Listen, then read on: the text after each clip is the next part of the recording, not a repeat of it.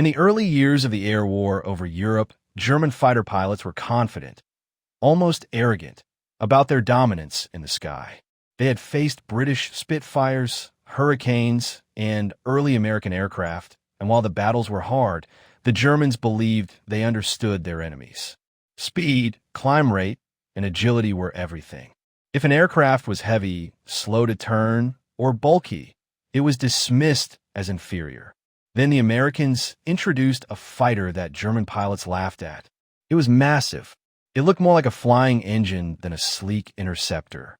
Its fuselage was thick, its wings broad, and its radial engine gave it a blunt, almost ugly appearance. German pilots nicknamed it the Jug, and at first they meant that as an insult. This aircraft was the Republic P-47 Thunderbolt. On paper, it seemed like a mistake. It was heavier than most fighters in the sky.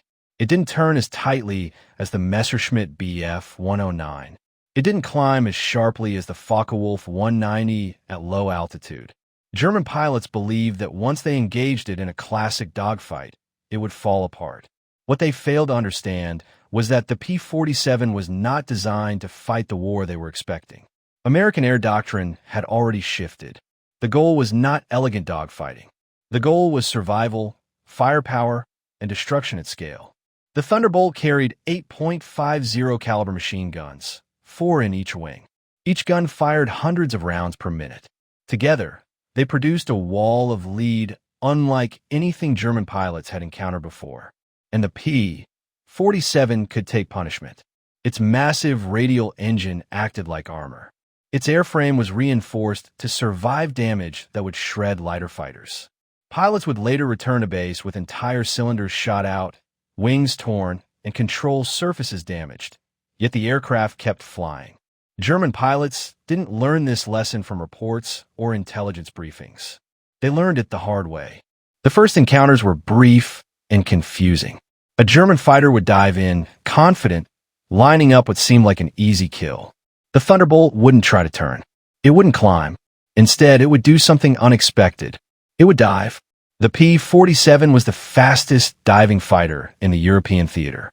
Its weight, which Germans mocked, became its greatest weapon. Once it pointed its nose downward, it accelerated like a falling hammer. German pilots who followed often found themselves unable to keep up. Control surfaces would stiffen. Compressibility effects would kick in. The Thunderbolt would vanish below them, and then come back up with terrifying speed. And when it fired, it didn't need precision.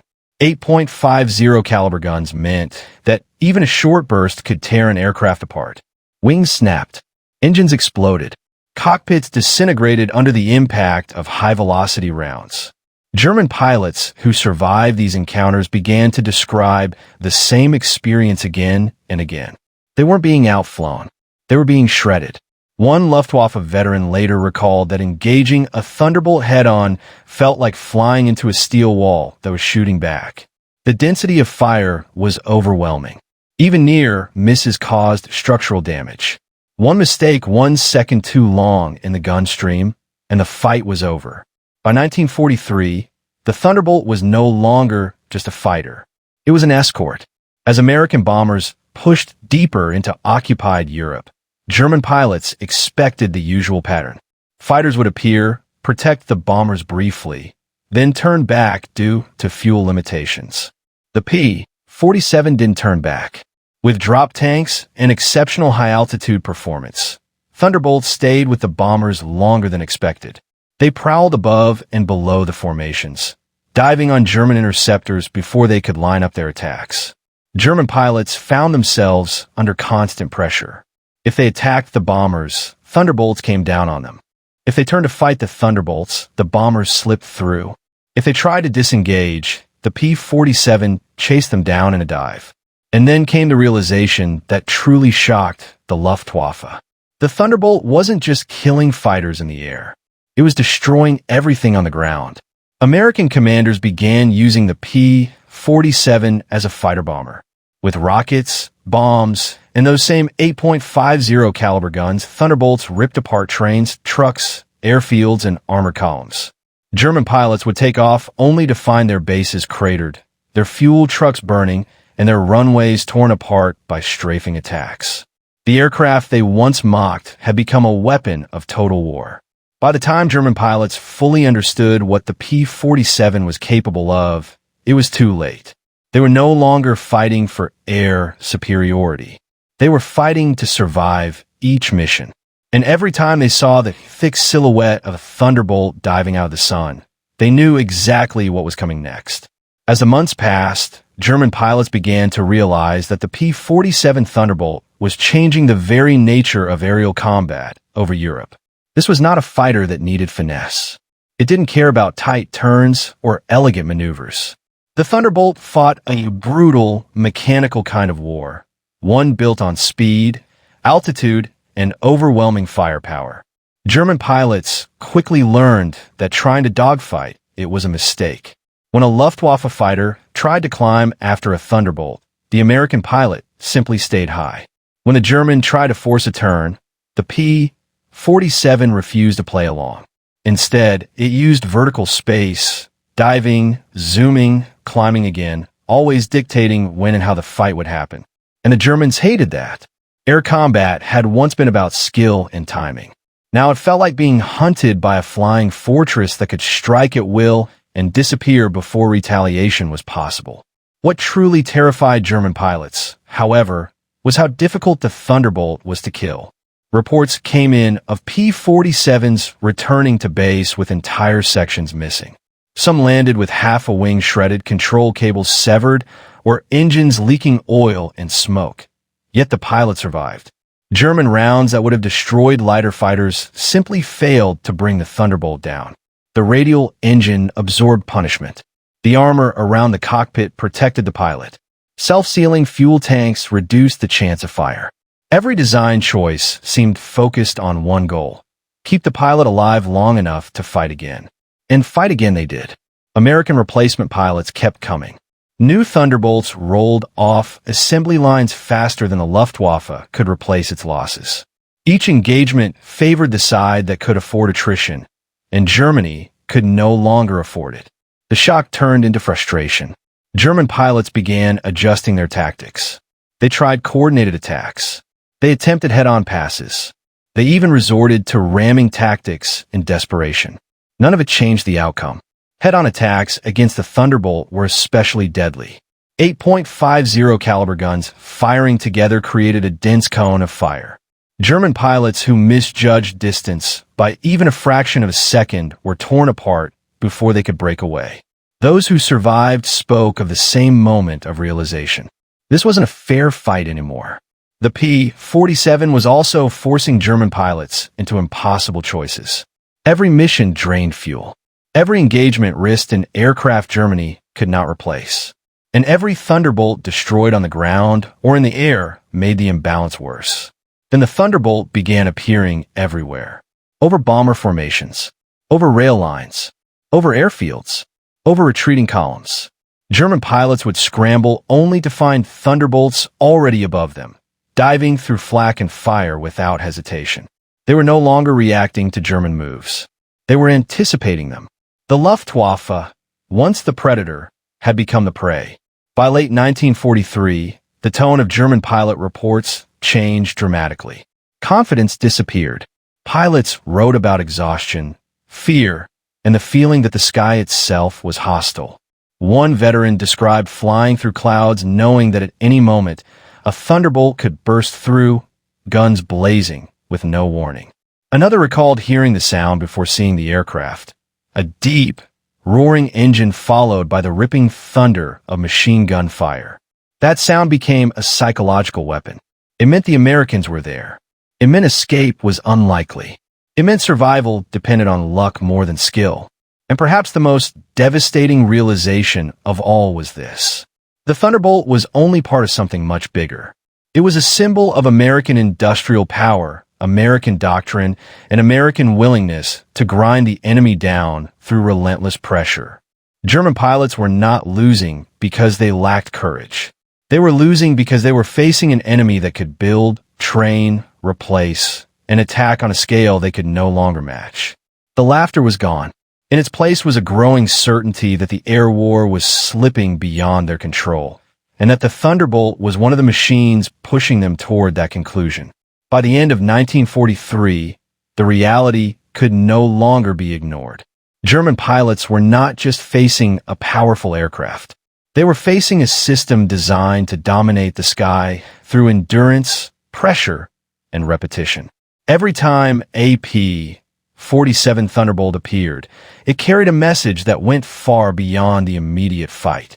It said the Americans would not disengage. It said they would return tomorrow, and the day after that, and the day after that. The Thunderbolt's presence reshaped German decision-making in the air. Pilots hesitated to climb. They avoided prolonged engagements. Some broke off attacks the moment they spotted the thick wings and massive fuselage of the P-47 above them. Fear was no longer a momentary emotion. It had become operational. Luftwaffe commanders noticed it too. Mission reports showed fewer aggressive intercepts. More fuel was burned in cautious maneuvering. Pilots conserved ammunition not for victory, but for survival. The sky over Germany was no longer neutral territory. It belonged to whoever controlled altitude, numbers, and time. And increasingly, that was the Americans. Thunderbolts began escorting bombers deeper into German airspace. They didn't just defend the formations. They hunted anything that tried to rise toward them. When German fighters climbed to intercept, P-47s dove from above. When they tried to regroup, Thunderbolts chased them down. When they turned back toward their airfields, Thunderbolts followed. The battlefield was everywhere. This constant pressure broke something fundamental within the Luftwaffe. Pilots were being asked to do more with less. Less fuel, fewer aircraft, shorter training, and declining morale. Against them stood pilots flying machines built to absorb punishment, backed by factories that never stopped producing replacements. The imbalance was no longer theoretical. It was visible in the sky. German pilots began to recognize the Thunderbolt's silhouette instantly. Thick wings, massive engine, heavy profile. Seeing it meant danger. Hearing it meant urgency. Engaging it meant risk bordering on suicide. Some veterans later admitted that when Thunderbolts appear in numbers, their priorities shifted from victory to escape. That shift mattered. Air superiority isn't just about kills. It's about who controls decisions, who forces reactions, who dictates the rhythm of combat. And by the end of part one of this story, that control was slipping decisively away from Germany.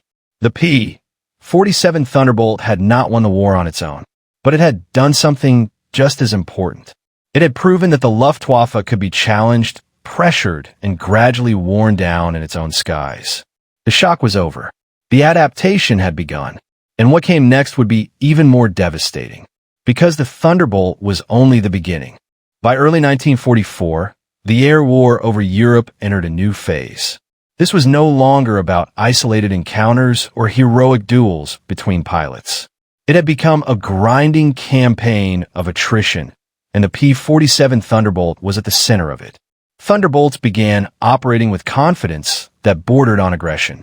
They flew higher, faster, and farther than German pilots expected. Their missions expanded beyond bomber escort into systematic destruction of anything that could support the Luftwaffe on the ground. Airfields, fuel depots, rail lines, convoys, radar stations. If it moved, the Thunderbolt attacked it. German pilots soon realized a brutal truth. Even if they survived combat in the air, their war followed them back to the ground. Landing strips were cratered. Aircraft were destroyed before takeoff. Mechanics worked under constant threat from strafing runs. The Thunderbolt's 8.50 caliber machine guns turned airfields into death traps.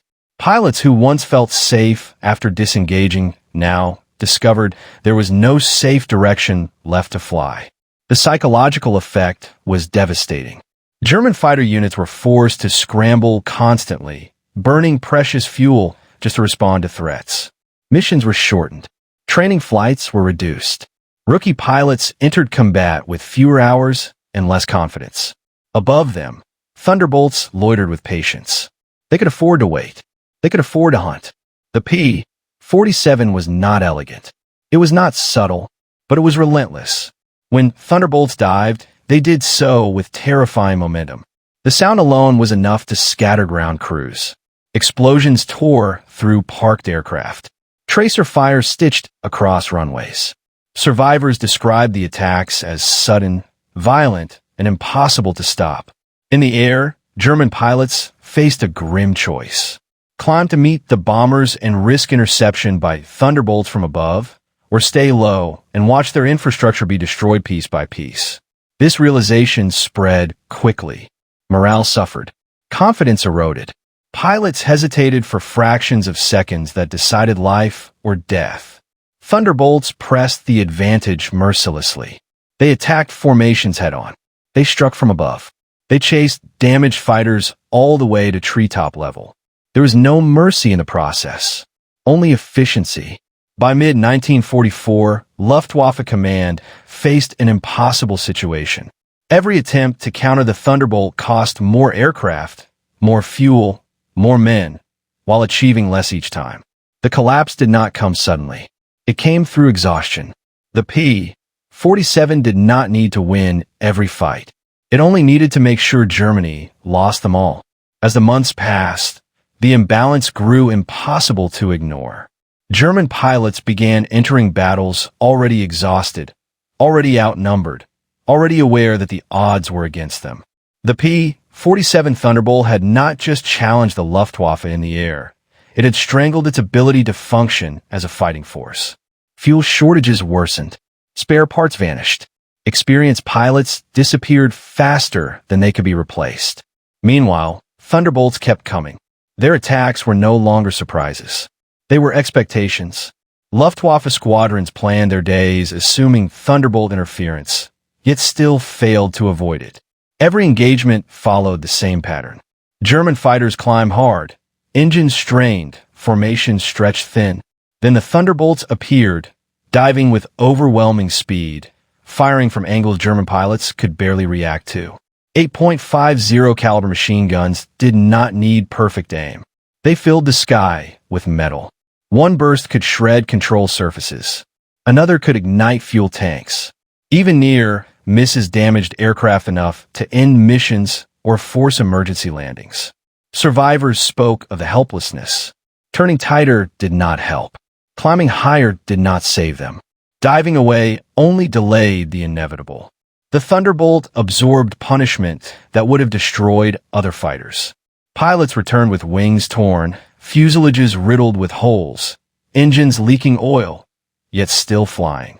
German pilots began to understand something terrifying. They were fighting an aircraft that refused to die. This realization spread quickly. Morale suffered. Confidence eroded. Pilots hesitated for fractions of seconds that decided life or death. Thunderbolts pressed the advantage mercilessly. They attacked formations head-on. They struck from above. They chased damaged fighters all the way to treetop level. There was no mercy in the process, only efficiency. By mid-1944, Luftwaffe command faced an impossible situation. Every attempt to counter the Thunderbolt cost more aircraft, more fuel, more men, while achieving less each time. The collapse did not come suddenly. It came through exhaustion. The P-47 did not need to win every fight. It only needed to make sure Germany lost them all. By the final months of the air war, the truth was impossible to hide. German pilots no longer asked how to defeat the Thunderbolt. They asked how long they could survive it. Airfields became targets the moment aircraft took off. Thunderbolts hunted fighters on climb out, when engines were vulnerable and formations incomplete. They struck trains, fuel convoys, repair depots, everything the Luftwaffe needed to exist. The sky itself felt hostile. Pilots described a constant pressure, a sense that no movement went unseen. Even when Thunderbolts were not visible, their presence was felt. Every cloud seemed dangerous. Every dive carried risk. Every mission began with the expectation of loss. The P-47 had become more than a fighter. It was a system of destruction. German strategy collapsed under the weight of attrition. New pilots arrived with fewer hours, less training, and no time to adapt. Veterans were gone. Fuel was rationed. Aircraft sat grounded, intact but useless. And still, the Thunderbolts flew. They escorted bombers deep into German airspace. They dominated medium and low altitudes. They returned damaged, repaired, and flew again. For Luftwaffe pilots, the realization was devastating. Skill no longer mattered enough. Courage no longer changed outcomes. Experience could not overcome mathematics. 8 machine guns, superior numbers, unbreakable durability, endless pressure. This was not a duel. It was a grind. One German pilot later summarized the feeling in a single sentence. The Thunderbolt did not hunt fighters. It erased them. By the time Allied forces pushed toward Germany's borders, air superiority was no longer contested. It was absolute. The Luftwaffe still existed on paper, but in the sky, it was finished. The P-47 Thunderbolt did not end the war alone, but it made resistance pointless. And when German pilots looked up and saw that massive shape diving out of the sun, they understood the war in the air had already been decided.